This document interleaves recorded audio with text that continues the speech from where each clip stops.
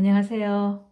오늘은 월든 14장 전에 살던 사람들 그리고 겨울의 방문객들 편을 읽어드리도록 하겠습니다. 여러 차례의 눈보라를 나는 즐거운 마음으로 맞았다. 밖에는 눈이 미친 듯이 휘날리고 올빼미의 울음소리마저 멈춰버렸지만 벽난로 앞에 앉아있는 나에게는 마냥 즐거운 겨울밤이었다. 몇 주일 동안이나 내가 숲을 산책하는 길에 만난 사람이라고는 이따금씩 숲에 와서 나무를 베어 쓸매로 마을에 실어 나르는 사람 말고는 아무도 없었다. 그러나 자연은 나를 유인하여 숲속에 쌓인 깊은 눈 속에 길을 내게 만들었다. 내가 한번 눈을 밟고 지나가면 내 발자국 속으로 떡갈나무 잎들이 바람에 불려 들어가 자리를 잡았으며 이 잎들은 햇빛을 흡수하여 눈을 녹여 쓰는 걸어 다니기에 알맞은 마른 자리를 만들었던 것이다. 또 밤에는 이 발자국들이 검은 선처럼 보여 내가 길을 가는데 안내 역할을 하기도 했다. 사람 만나기가 힘들어진 나는 이제 예전에 이 숲에서 살던 사람들을 머릿속에 떠올려 그들을 교제의 대상으로 삼게 되었다. 내 집 근처를 지나는 길을 갈 때 이 숲에 사는 사람들이 웃고 떠드는 소리가 들리고 길 옆의 숲속에 그들의 작은 집과 화단이 여기저기 자리 잡고 있던 때를 기억하는 마을 사람들도 적지 않다. 그 당시에는 길 양옆의 숲은 지금보다 훨씬 더 울창했다고 한다.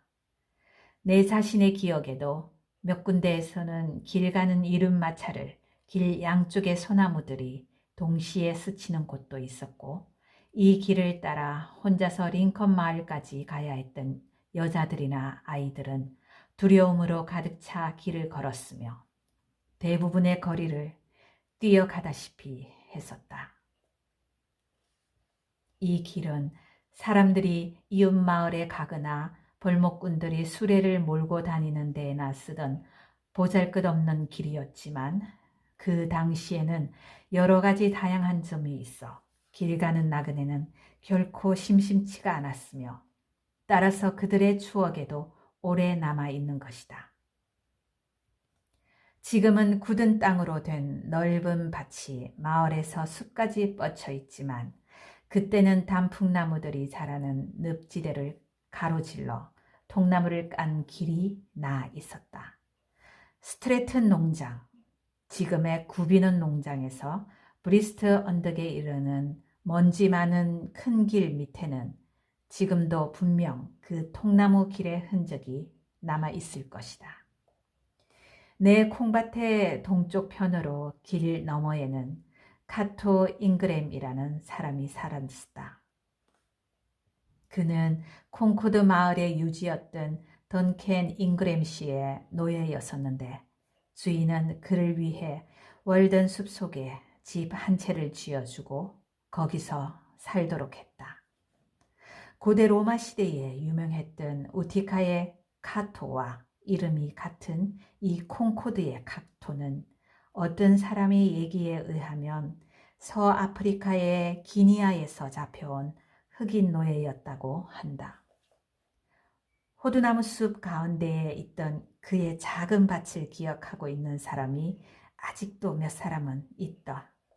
카토는 그 호두나무들을 길러 늙었을 때의 생계수단으로 삼을 생각이었다고 한다. 그러나 그 호두나무 숲은 결국에는 좀 더 젊고 피부가 하얀 투기꾼의 손으로 넘어가 버렸다. 하지만 이 사람 역시 지금은 카토나 마찬가지로 한 조각의 작은 땅을 차지하고 잠들어 있다. 카토의 지하 저장실은 반쯤 땅속에 묻힌 채로 지금도 남아있는데 몇 그루의 소나무로 인해 길 가는 사람에게는 가려져 있기 때문에 그것을 아는 사람은 거의 없다. 이제 그것은 매끄러운 온나무 덩굴로 뒤덮여 있으며 가장 일찍 꽃이 피는 종류의 미역취가 무성하게 자라고 있다.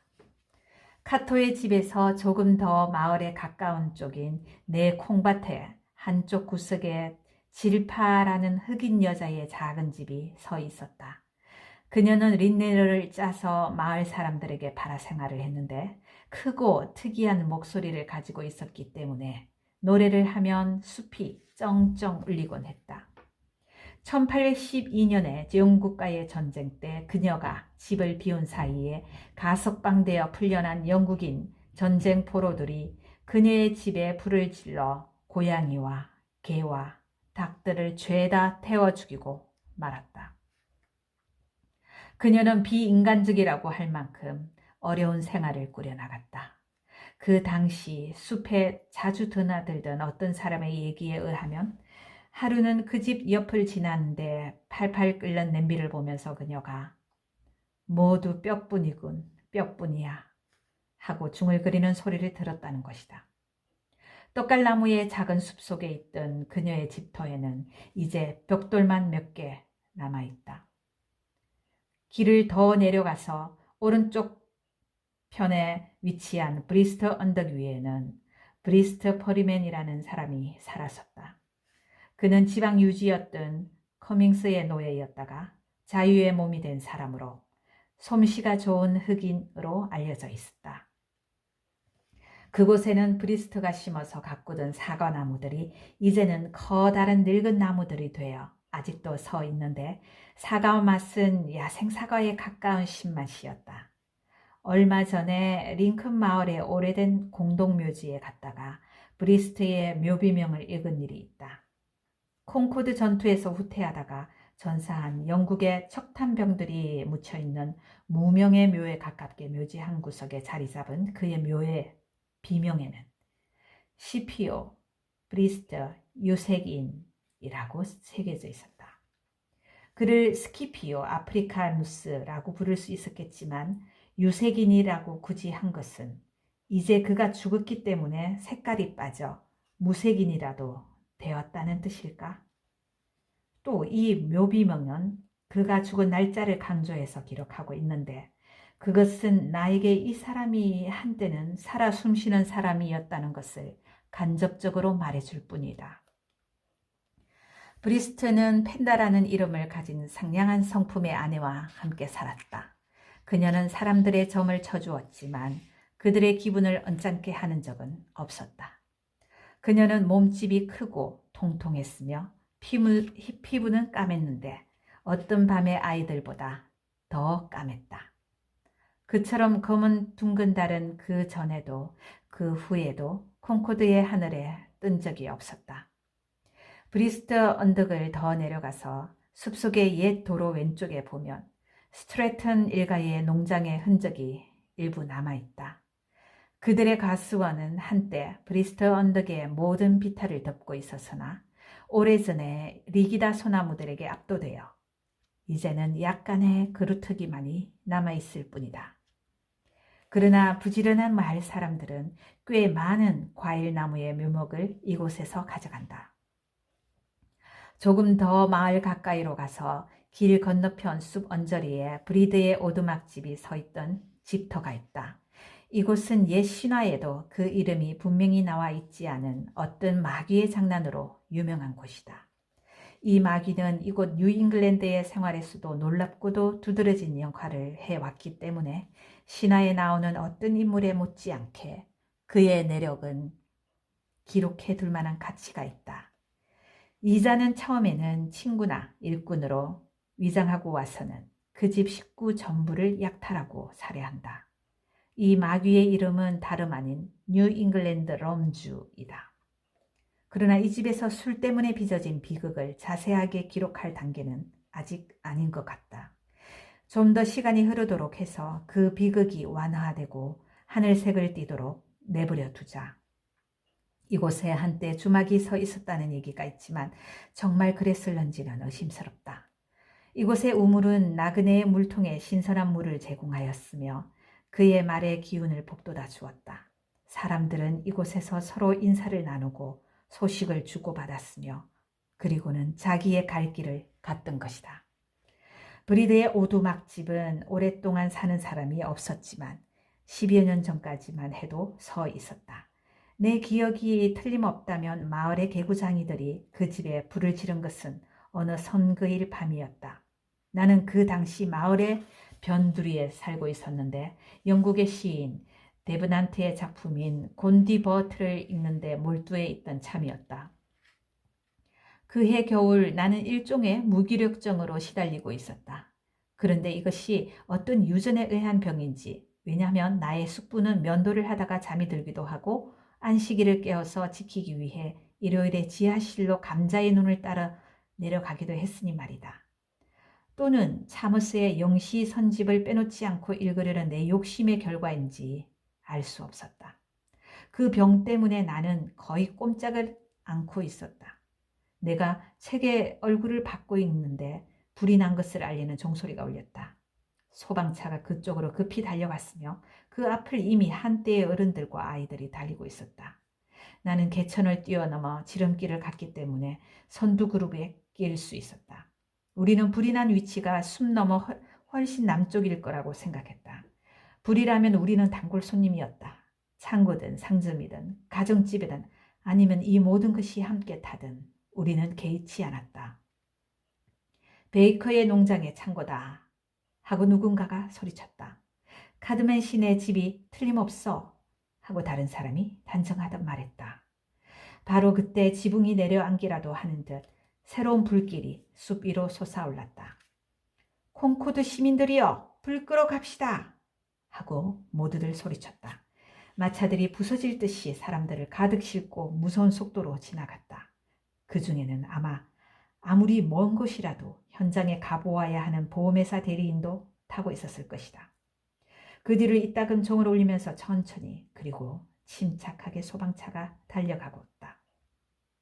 그리고 맨 뒤에는 사람들이 나중에 수군된 이야기에 따르면 자기들이 불을 지르고는 불난 소식을 마을에 알린 녀석들이 쫓아갔다고 한다.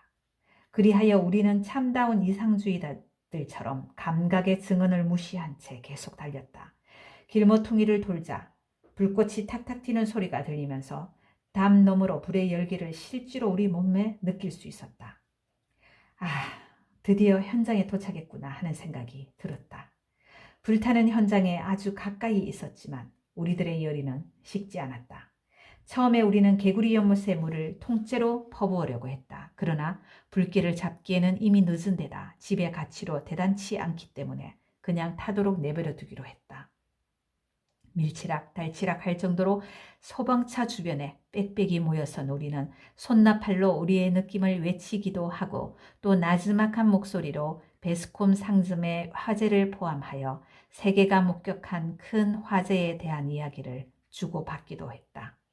그리고 소방차가 조금만 더 일찍 도착하고 근처의 개구리 연못에 물이 가득했더라면 이 최신의 화재를 또 하나의 홍수로 바꾸어 놓을 수도 있었을 것이라는 우리들만의 생각을 수근거렸다. 마침내 우리는 아무런 나쁜 짓도 저지르지 않고 현장을 물러나 각자의 잠자리로 또는 곤디버트로 되돌아갔다. 곤디버트에 대해 한마디 하자면 기지는 영혼의 화약, 운운하는 서문에 글에서 인류의 대부분은 기지와는 무관한 사람들이다. 마치 인디언들이 화약과는 무관한 것처럼 이라는 구절을 인용할 만한 가치가 있다고 하겠다. 우연히도 그 다음날 저녁 그의 같은 시간에 들판을 지나 산책을 하다가 브리드의 불탄 집 근처를 지나가게 되었다.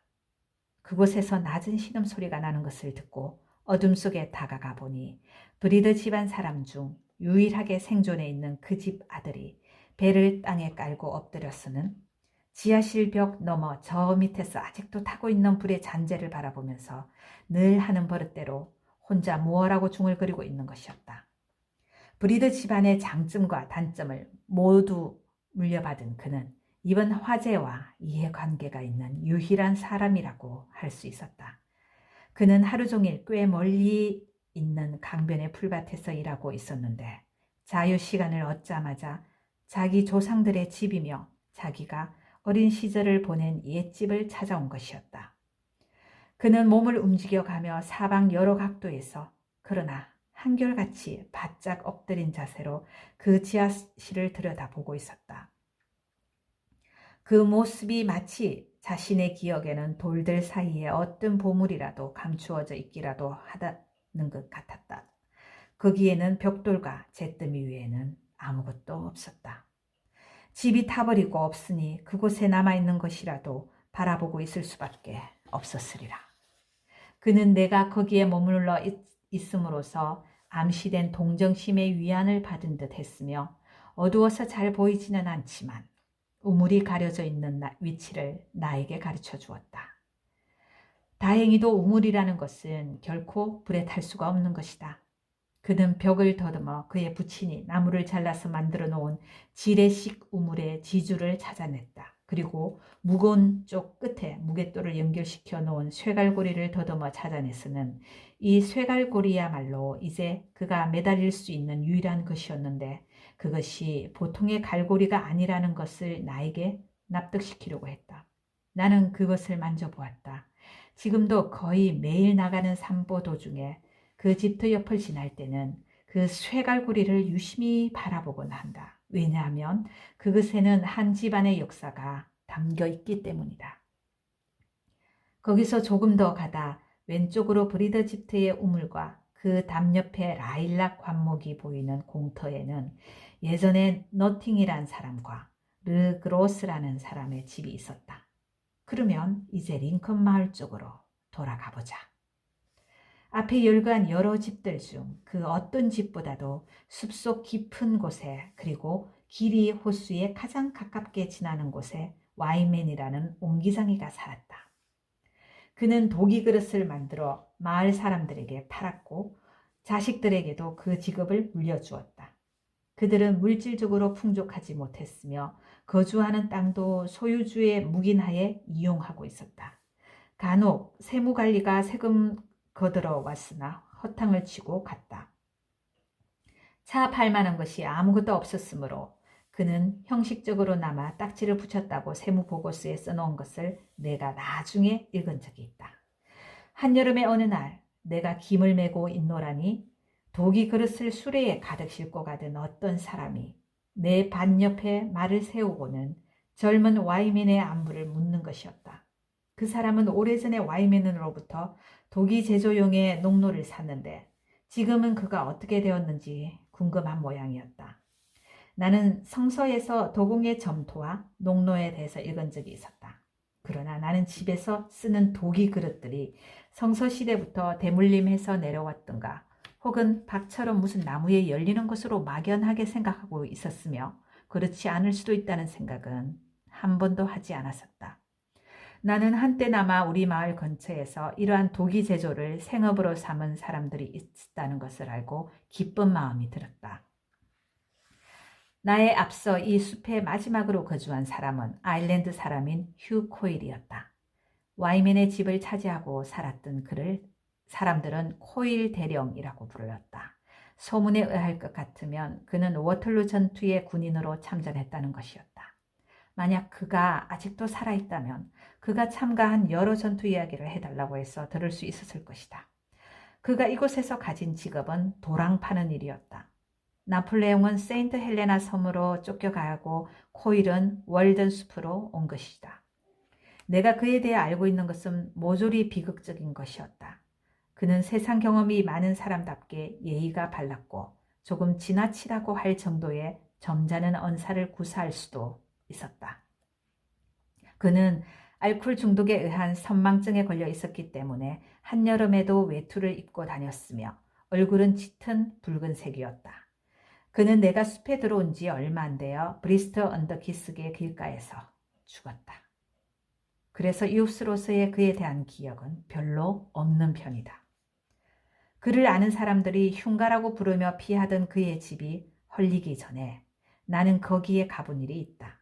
나무 침대 위에는 그의 헌옷이 마치 그를 대신이라도 하는 것처럼 구겨진 채 놓여 있었다. 성서에서 얘기하듯 주발이 샘가에 깨져 있는 대신 그의 파이프가 벽난로 위에 깨어진 채 놓여 있었다. 샘가에 깨져 있는 주발이 그의 죽음의 상징이 될 수는 없었으리라. 왜냐하면 그는 브리스트 샘에 대해 들은 적은 있어도 가본 적은 한 번도 없다고 내게 말했으니 말이다. 마루 바닥에는 다이아몬드와 스페이드와 하트의 킹 등 때 묻은 카드들이 흩어져 있었다. 옆방에는 사후 처리인도 참을 잡을 수 없었던 닭 한 마리가 밤을 나기 위하여 돌아와 있었다. 야밤처럼 검은 이 닭은 꼬꼬거리지도 않고 아주 조용히 있었는데 마치 우화 속의 여우라도 기다리는 것 같았다. 집 뒤에는 윤곽이 분명치 않은 채소밭이 하나 있었다. 씨는 뿌려 놓았지만 무섭게 떠는 수전증 때문에 집주인은 수학기가 되도록 단 한 번도 김을 맨 적이 없었던 것이 분명했다. 채소밭은 로마 쑥과 도깨비 바늘 풀로 뒤덮여 있었는데 도깨비 바늘 풀의 씨가 내 옷에 잔뜩 달라붙었다. 집 뒷벽에서 그의 마지막 전투의 전리품인 우드측의 가죽이 펼쳐져 있었다. 그러나 그는 이제 털모자나 벙어리 장갑이 필요 없게 되었다. 이들 버려진 집터에는 이제 땅이 파인 자국만이 남아서 흙 속에 묻혀버린 지하 저장실과 더불어 그곳에 한때 집이 있었음을 표시해주고 있다. 이들 집들의 양지 바른 풀밭에는 딸기, 나무딸기, 검은 딸기, 개암나무의 관목과 온나무가 자라고 있다. 굴뚝이 있던 구석에는 리기다 소나무나 옹이투승이의 떡갈나무가 자리를 잡고 있으며 문간에 섬돌이 있던 곳에는 향기로운 검정 자작나무가 바람에 흔들리고 있다. 샘물이 흘러나오던 곳에서는 때때로 우물의 흔적이 보이기도 하는데 이제 거기에는 눈물 없는 풀들이 물기 없이 자라고 있을 뿐이다. 그렇지 않으면 집안의 마지막 사람들이 떠나갈 때 훗날에야 발견이 되도록 우물 위에 편편한 돌을 덮고 그 위에 떼장을 씌워서 깊숙이 감춰놓은 곳도 있다. 우물을 덮는다는 것. 세상에 그것처럼 슬픈 일이 또 있을까? 우물을 덮을 때 아마 그 집 사람들의 눈에서는 눈물의 샘이 터졌으리라. 이 버려진 여우굴 같은 지하 저장실의 흔적만 남아있는 곳에 한때는 사람들이 시끌벅적하게 떠들며 바쁘게 생활을 했었을 것이다. 그리고 이 집안 사람들은 운명과 자유의지와 절대적인 선견지명이라는 주제 하나하나에 대하여 어떤 형태로든지 또 어떤 말투로든지 서로 이야기를 주고받았을 것이다. 그러나 그들이 내린 결론에 대하여 내가 알 수 있는 것은 단지 카토와 브리스트는 속였다는 것뿐이다. 그러나 그것은 좀 더 유명한 철학사상만큼이나 가르쳐주는 바가 크다. 문과 문지방과 상방이 모두 없어지고 나서 한 세대가 지난 후에도 라일락은 활기차게 자라나 봄마다 향기로운 꽃을 피우며 생각에 잠긴 나그네의 손은 무심히 그것을 꺾고 있다. 라일락은 그 집 아이들이 집 앞의 빈터에 직접 심어서 가꾼 것인데 이제는 외진 풀밭에 덩그렇게 남은 벽 옆에 서 있는 모습이 되었고 무성하게 자라는 어린 나무들에게 자리를 계속 양보하고 있었다. 그 나무는 마지막으로 남은 이 집안의 유일한 생존자인 것이다. 햇빛에 까무잡잡하게 탄 그 집 아이들은 자기들이 집 앞 그늘진 곳에 심어서 매일 물을 준 눈이 둘밖에 안 달린 라일락의 어린 가지가 강인하게 뿌리를 뻗었으는 자신들과 그늘을 제공한 집과 그 옆의 화단과 과수원보다 더 오래 살아남으리라는 것을 알지 못했을 것이다. 그리고 그 아이들은 자신들이 성장하여 죽은 후 반세기가 지난 다음에도 그 나무가 첫 번째 봄에 못지않게 아름다운 꽃을 피우고 달콤한 향기를 풍기며 어떤 외로운 방랑자에게 자신들의 이야기를 어렴풋이 들려주리라는 것을 결코 알지 못했을 것이다. 나는 부드럽고 점잖으면서도 명랑한 라일락 꽃의 색깔에 다시 한번 눈길을 준다. 그런데 콩코드 마을은 그 터전을 굳건히 지키고 있는데 반해 그 이상의 무엇으로 자라날 소질을 가지고 있던 이 작은 마을은 어찌하여 종말을 받고 말았을까? 그곳에는 자연이 주는 이점, 특히 물의 이점이 있지 않았던가? 그렇다. 저 깊은 월든호수와 저 차가운 브리스트의 샘가에서 건강에 좋은 물을 실컷 마실 수 있는 특전을 이 사람들은 최대한으로 활용하지 못하고 기껏 자신들의 술잔을 희석시키는 데나 이용했던 것이다. 그들은 한결같이 술을 너무 좋아했다. 바구니 짜기, 빗자루 만들기, 옥수수 볶기, 린네르 짜기, 그리고 도기 제조업 등이 이곳에서 번창하여 이 황야를 장미꽃처럼 활짝 피게 하며 수많은 자손들이 그들의 조상의 땅을 물려받도록 할 수는 없었던 것인가. 땅이 척박하기 때문에 최소한 저지대에서와 같은 타락이 이곳에서는 발을 붙이지 못했을 것이다. 안타까운 것은 예전에 이곳에 살던 사람들을 회상하는 일이 이 아름다운 경치에 아무런 보탬이 되지 못한다는 것이다. 아마 자연은 나를 최초의 입주자로, 그리고 지난 봄에 세운 나의 집을 최초의 집으로 해서 새로운 작은 마을을 건설하려고 시도하는 것이 아닌지 모르겠다. 내 집이 차지하고 있는 땅에 과거 어느 때라도 집이 세워진 적이 있는지 여부를 나는 알지 못한다. 그러나 고대의 도시 자리에 다시 세워진 도시에서는 결코 살고 싶지 않다. 그곳에서는 건축 자재는 폐허에서 뜯어오는 것일 것이며 정원은 묘지 자리일 테니까 말이다. 그런 곳은 하얗게 바랜 저주받은 땅이며 그러한 일이 불가피해지기 전에 지구는 멸망할 것이다.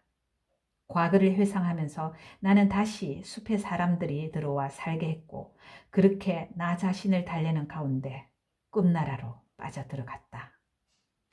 한겨울에는 찾아오는 사람이 거의 없었다.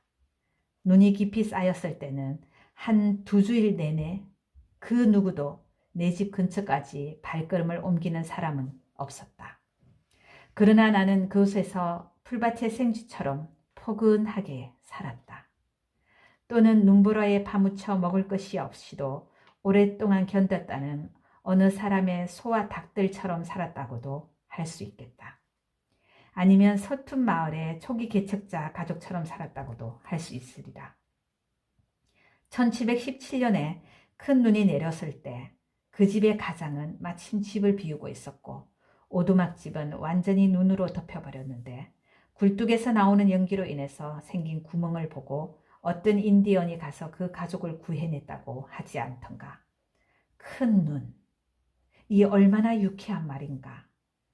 그때는 농부들은 말을 끌고 숲이 늪에 갈 수 없으므로 부득이 자기 집 앞에 그늘나무를 베어서 쓰지 않으면 안 되며 다음 해 봄 무렵, 그러나 아직 눈이 단단할 때 늪의 나무들이 모습을 드러는 대로 지상 10피트의 높이에서 잘라내야 하는 것이다. 눈이 많이 쌓였을 때 큰 길에서 내 집에 이르는 반마일 정도의 길은 나 자신의 발자국 때문에 사이가 좀 넓은 점들이 무수히 박힌 구불구불한 선으로 표현될 수도 있었을 것이다. 평온한 날씨가 계속되던 어느 일주일 동안 나는 일부러 눈 위에 맨 처음 난 내 자신의 발자국을 그대로 밟아가며 이 길을 오가고 했다. 콤파스와 같은 정확성을 가지고 똑같은 걸음수와 보폭으로 겨울날의 단조로움은 사람으로 하여금 별의별 장난을 다 치게 한다. 이 발자국들은 하늘에 푸른색이 반영되어 가득 비치는 일이 자주 있었다. 어떠한 험한 날씨도 나의 산책이나 외출을 막지는 못했다. 나는 어느 너도 밤나무나 노랑 자작나무 또는 예전부터 잘 알고 지내는 어느 소나무와의 약속을 지키기 위해 깊은 눈속을 헤치며 8마일을 걸은 적도 여러 번 있었다. 이런 날에는 얼음과 눈의 무게 때문에 나뭇가지들이 축 늘어지고 그 꼭대기에는 날카로운 모습이 되어 소나무들이 전나무들처럼 보인다. 거의 2피트의 깊이로 쌓인 눈을 헤치며 높은 언덕의 꼭대기를 오르느라면 발걸음을 옮길 때마다 머리 위에 이는 눈보라를 털어내야 했다. 어떤 때는 손발로 기어오르기도 하고 그러다가 눈 속에 나뒹굴기도 했다. 그런 날은 사냥꾼들도 집에 들어막혀 나올 생각을 하지 않았다. 어느 날 오후 줄무늬 올빼미 한 마리가 아직 대낮인데도 백송나무의 아래쪽에 죽은 가지 위에 앉아있는 것을 보고 장난을 치고 싶은 생각이 들었다. 나는 그때 5미터 내에 가까운 거리에 서 있었는데 내가 발로 눈을 봐봐 뽀드득 소리를 내면 올빼미는 그 소리를 듣기는 하지만 나를 보지는 못하는 것이 분명했다. 내가 조금 더 큰 소리를 내자 그는 목을 내뿜으며 털을 곤두세우고는 눈을 크게 떴다. 그러나 곧 눈꺼풀을 내리고 졸기 시작했다. 그가 고양이처럼, 올빼미는 고양이의 날개 달린 사촌이라고 할 수 있으리라. 눈을 반쯤 감고 앉아있는 모습을 한 30분 지켜보고 있노라니 내 자신이 졸음이 왔다. 실같이 뜬 눈을 통해서 올빼미는 나와의 관계를 완전히 차단치 않고 있었다. 그는 이처럼 반쯤 감긴 눈으로 꿈나라에서 밖을 쳐다보면서 그의 환상을 방해하고 있는 희미한 물체인, 어쩌면 티눈 같기도 한 나의 정체를 밝히려고 애쓰고 있었다. 내가 좀 더 큰 소리를 내거나 앞으로 더 가까이 가면 그는 불안한 모습을 보이며 앉은 자리에서 천천히 몸을 뒤척였다. 마치 꿈을 꾸는데 방해받는 것이 싫다는 것 같았다. 마침내 올빼미는 몸을 날려 소나무들 사이로 날아올랐다. 그 활짝 편 날개의 넓이는 예상을 초월하는 것이었고 날개치는 동작에서는 아무런 소리를 들을 수 없었다. 보이지 않는 시력 대신 미묘한 감각의 인도를 받으며 그 예민한 날개로 황혼의 길을 더듬어 올빼미는 소나무 가지에 새로이 앉을 자리를 찾아냈다. 그곳에서 그는 어느 누구로부터 방해를 받지 않고 자신의 날이 밝아오기를 기다리려는 것이었다. 넓은 풀밭을 가로질러 뻗어 있는 철로 옆에 긴 둑길을 걸어서 마을에 가노라면 살을 애는 듯한 찬바람 만나기가 일쑤였다. 왜냐하면 이곳에는 바람을 막아줄 것이라고는 아무것도 없기 때문이다. 냉기가 내 한쪽 뺨을 때리면 나는 기독교 신자는 아니지만 다른 쪽 뺨도 내밀었다. 그러나 브리스터 언덕으로 난 마차길을 가더라도 사정은 별로 나아지지 않았다. 넓은 들판에 눈이 월등길의 담 사이에 죄다 쌓이고 반시간이면 앞에 지나간 사람의 발자국이 지워지는 그런 날에도 나는 우호적인 인디언처럼 마을로 내려갔다. 돌아오는 길에는 북서풍이 길가에 모스러진 곳에 가루눈을 휘몰아치면 놓아 새로운 눈더미들이 생겨나 있어 그것을 헤치면서 앞으로 나가려면 예써나 먹는 것이었다. 예께나 먹는 것이었다. 사방 어디를 둘러보아도 산토끼의 발자국이나 조금 더 작은 활자로 나 있는 들쥐의 발자국도 찾아볼 수가 없었다. 그러나 한겨울에도 따뜻한 샘물이 나오는 늪 한쪽에는 안전부채나 그 밖의 다른 풀들이 파릇파릇하게 자라나는 것을 언제나 볼 수 있었다. 어떤 때는 그 풀들 옆에 강인한 새 한 마리가 봄이 오기를 기다리는 모습으로 보이는 적도 있었다. 눈이 온 날 때로는 외출을 나갔다가 저녁 때 집에 돌아오노라면 내 집 문 앞에서부터 시작된 나무꾼의 깊은 발자국을 만나는 적이 있다. 집 안에 들어가 보면 벽난로 옆에는 그가 나무로 깎아 무엇을 만들다 생긴 부스러기가 수북히 쌓여 있고 집안이 그의 파이프 담배 냄새로 가득 찬 것을 발견한다. 어느 일요일 오후에 마침 집에 있노라니 학자 기질이 있는 한 농부가 눈을 밟으며 찾아왔다. 그는 멀리서 숲을 지나 사교적인 잡담을 하기 위해 내 집을 찾아왔는데 농부들 중에서는 드물게 자립적인 위치에 있는 사람이었다. 교수의 가운 대신 노동복을 입은 그는 뒷마당에서 한 짐을 퇴비를 끌어내는데 능숙할 뿐만 아니라 교회나 국가에서 교훈을 끌어내는데도 능숙하였다. 우리들은 추워서 정신이 번쩍 드는 날씨에 사람들이 밖에 큰 불을 피워놓고 맑은 정신으로 둘러앉아 있던 더 소박하고 단순했던 시절에 대해 이야기했다. 다과가 떨어지면 우리는 영리한 다람쥐들이 오래전에 포기한 호두를 여러 개 깨물어 보았다. 그러나 껍질이 두꺼운 호두는 대개 쏙이 비어있는 법이었다. 가장 험한 눈보라를 무릅쓰고 가장 멀리서 내 집을 찾아온 사람은 한 시인이었다. 농부, 사냥꾼, 군인, 신문기자, 심지어는 철학자마저 겁을 집어먹을 수 있겠지만 시인을 막을 수 있는 것은 아무것도 없다. 왜냐하면 그의 행동의 동기는 순수한 사랑이기 때문이다. 그가 오고 가는 것을 누가 예측할 수 있겠는가? 시인은 그 고유한 업무 때문에 종잡을 수 없는 시간으로 밖으로 불려나가며 심지어는 의사들이 잠을 자는 시간에도 그러한 것이다. 우리는 이 작은 집을 떠들썩한 웃음소리로 쩡쩡 울리게 하기도 하고 장시간의 진지한 이야기로 집안을 가득 차게 해서 월든 골짜기에 깃들여 온 오랜 침묵에 대한 보상을 했다. 내 집의 분위기에 비하면 브로드웨이 거리는 차라리 조용하고 적적하다고 할 수 있었으리라. 적당한 간격을 두고 규칙적으로 우리는 웃음의 예포를 터뜨렸는데 그 웃음이 바로 전에 한 농담에 대한 것이든 또는 앞으로 나올 농담에 대한 것이든 상관이 없었다. 우리는 묽은 죽 한 그릇을 나누어 먹으면서 인생에 대한 아주 새로운 이론을 수없이 만들어냈다. 죽을 나누어 먹는 행위는 우정어린 분위기와 더불어 철학이 요구하는 맑은 정신을 제공한다는 두 가지 장점을 겸비하고 있다. 내가 호숫가에서 보낸 마지막 겨울에 또 한 사람의 반가운 방문객이 있었던 것을 잊어서는 안 되겠다. 그는 마을을 지나 눈과 비와 어둠을 무릅쓰고 나무들 사이에 비치는 내 집의 등불을 볼 때까지 숲을 걸어와서는 긴 겨울 저녁을 여러 번 나와 함께 보내곤 했다. 그는 마지막 남은 철학자 중에 한 사람이며 그의 출생지인 코네티컷 주가 이 세상에 보낸 선물과도 같은 인물이었다. 사실 그의 말에 의하면 처음에 그는 코네티컷 주의 생산품을 다른 주에 파는 작업을 했고 다음에는 자신의 두뇌를 파는 사업을 해왔다고 한다. 지금도 그는 신을 자극하고 인간에게 수치심을 느끼게 하며 이 사업을 계속하고 있지만 그 결실로 사람의 두뇌만을 맺고 있을 뿐이다. 마치 호두가 그 속 알맹이를 자신의 결실로 맺듯 말이다. 나는 그가 이 세상에 사는 사람들 중 가장 굳은 신념을 가지고 있는 사람이 아닌가 생각한다. 그의 말과 태도는 다른 사람이 알고 있는 것보다 더 나은 사태를 항상 가정하고 있다.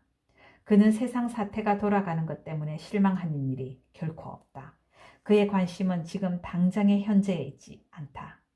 지금 그는 비교적 무시되고 있으나 그의 때가 오면 사람들이 현재 생각지도 못하는 법령들이 제정되어 실시될 것이며 집안의 가장들과 국가의 지도자들이 그에게 와서 조언을 구할 것이다. 평온을 보지 못하는 자는 눈이 멀었나니 그는 인간의 진실한 친구이며 인간 발전의 그의 유일한 친구이기도 하다. 그는 낡은 비석을 손보며 닦아주고 다니던 옛 소설에 나오는 사람과도 같다. 왜냐하면 그 역시 인간의 몸에 새겨진 신의 마모된 영상을 불굴의 신념과 끈기를 가지고 꾸준히 닦아왔기 때문이다. 그는 친절한 지성으로 아이들의 거지, 미친 사람과 학자들을 포용하며 모든 사상을 받아들이고 거기에 폭과 정확성을 덧붙인다. 나는 그가 세계의 큰 길을 모든 나라의 철학자들이 머물 수 있는 큰 여관을 경영했으면 하고 바라고 있다. 입구의 간판에는 인간을 환영함, 단, 짐승 동반은 사절, 여유 있는 평온한 마음으로 바른 길을 진지하게 찾는 사람들은 들어오시오 라고 쓰는 것이 좋을 것이다. 그는 내가 아는 사람 중 가장 온전한 정신을 가지고 있으며 가장 변덕이 적은 사람일 것이다. 어제나 오늘이나 그는 한결같으며 내일도 그러할 것이다. 두 사람이 숲을 거니면서 이야기를 나누다 보면 속세를 완전히 벗어난 기분이 들 때가 많았다. 왜냐하면 그는 어떤 제도에도 구속받지 않는 자유인이었기 때문이다. 우리가 어느 쪽으로 걸음을 옮기든 하늘과 땅은 서로 만나는 것 같아 보였다. 그만큼 그는 자연의 경관에 아름다움을 더해 주었던 것이다. 이 푸른 옷을 입은 사람에게는 그의 평온함을 반영하는 하늘만이 가장 알맞는 지붕이 될 수 있으리라. 나는 그가 죽는다는 것을 생각할 수가 없다. 왜냐하면 자연은 그가 없이는 견딜 수가 없을 것이기 때문이다. 우리는 사상의 널빤지들을 잘 말려서는 그것을 깎으면서 우리의 칼을 시험했으며 호박나무의 흠없는 노란색의 결에 감탄하기도 했다. 우리는 조심스럽게 물속을 디디면서 솜씨 있게 낚싯줄을 당겼기 때문에 사상의 고기들은 개울에서 놀라서 달아나거나 뚝의 낚시꾼들을 두려워하지 않았다.